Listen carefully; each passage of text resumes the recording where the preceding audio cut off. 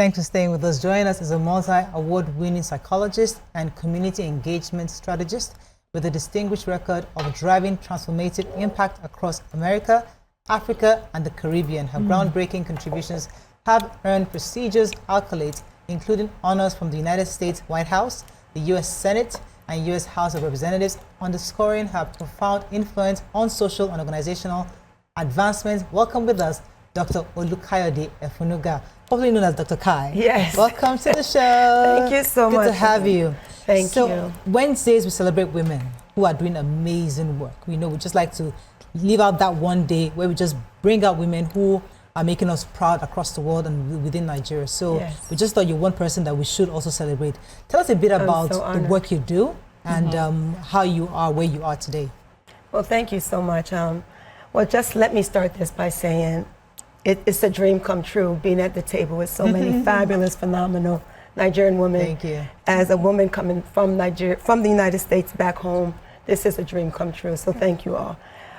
My passion and my purpose has been with connecting ecosystems for social impact, specifically Africa, the Americas, and the Caribbean. It started off very young when my mother and my father married. You know, he's Nigerian. My father's Nigerian. My mother's American. When they married, and she came and she raised us here, I realized that going back and forth, there's such a huge gap, and it just innately happened. And being a psychologist and a social worker, and just wanting to be a change agent, I realized we can't operate in silos and in silence anymore. We must build bridges so that we can continue to, scale with impact. Okay, so for people, we read your CV, so like we know what you do. Yes. But I would like you to talk about the impact of, like, what was, when you think about why I'm doing this, what's like that moment that flashes through your mind that highlights the impact of what you're doing and drives you to continue to do more? Oh, that's a great question. You know what? I think when you realize you're impactful, obviously there's metrics to every program you have. So the metrics for impact has to be built into the program. However, if you're talking about the feeling, you're being impactful when you're exhausted and you still want to wake up and continue. You're being impactful when, the check may be there, may not be there, but you see the smiles on the family's faces, or you understand that you shifted someone's life just one more, meter towards where they need to go. There's so many signs of impact, but for me, impact to me is when we're building bridges across cultures and continents, and we're seeing each other for the first time in ways we've never seen each other before, which to me is where I'm going with impact at this point in my life. Okay, so is there at any point that there were challenges or anything that would have made you say, oh no, I don't want to do this anymore, or something that would have said, let me relax and then come back, Is there that moment? Oh, absolutely. I mean, there's so many barriers when you want to do something beyond what people can see. Obviously, I'm not sure if you know, the first impactful program I built was called the Made Man Foundation. Okay. And it came from me being a psychologist, sitting with youth every day, being a psychotherapist, and realizing that we really need positive Black men in our homes. And I also realized my daddy issues were translating in my life as well. So to be transformational, I started trying to do some great work to bring positive men into the communities, to build our families and work together, our women, for the sake of our children. And in doing that, and not focusing on myself and my worries and focusing on building our families, it changed me and my life. So serving others definitely serves you. And the United Nations and everyone came to us, yes. I'm told that we have to disconnect from TBC News right now because there's an event, there's live coverage of the installation of newly appointed monarchs in Adamawa State. So we have to cut off right now. Great. It's going on right now, but for those of you still watching, you can watch us online. You can also watch us on YouTube and watch us on terrestrial channel. Okay, so go ahead. Yes, I was going to say that because you have, I think it's a blessing, have the Nigerian background and the American background, and you're able to navigate both. What do you think, in the work that you've done, what do you think that Nigeria has that you know, you could export to America, and what have you done in that regard, and what is it that you think Nigerians may learn more from the other culture? Whew, that's a heavy one.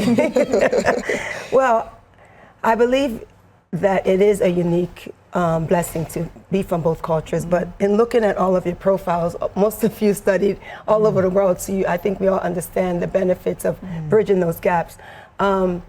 I believe as a Nigerian American coming home, what Nigerian Americans are missing, and my cousin also came home from the United States, is the cultural heritage, community, connectivity that Nigerians have. We don't have that in the United States. We don't really gather together. We don't celebrate age. We don't celebrate, you know, weddings and birthdays. We don't celebrate life in the same way. So I think that Nigerian Americans miss the culture, the richness of being Nigerian and being at home.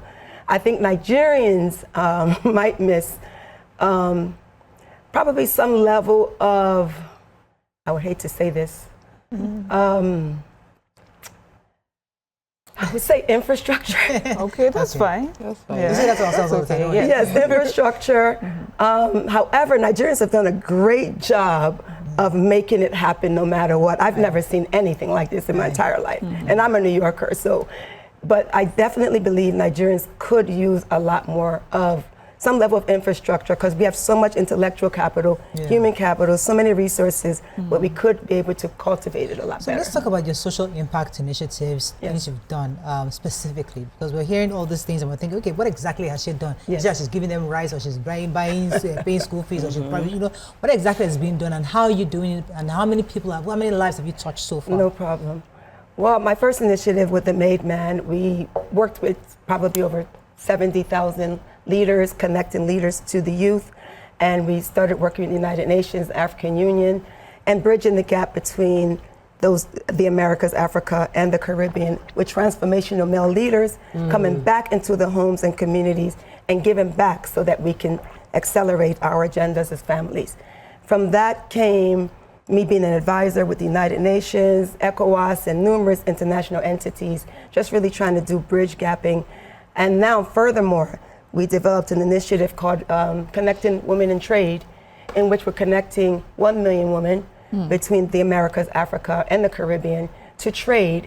And now every woman is in trade. We're all in trade, but we don't see each other. We're all in associations and we don't collaborate. So we're collaborating 10,000 associations that work with 100 women within those regions to exchange resources through think tanks, trainings. We're partnering with George Washington University, the United Nations. So many amazing entities are partnered with us to connect 10,000 entities via 1 million women for trade. And we're very excited about that program. So their testimony. Let me go on a very short break. When we come back, we continue with the show. Stay with us, we'll be right back. Stay tuned. Your View will be right back.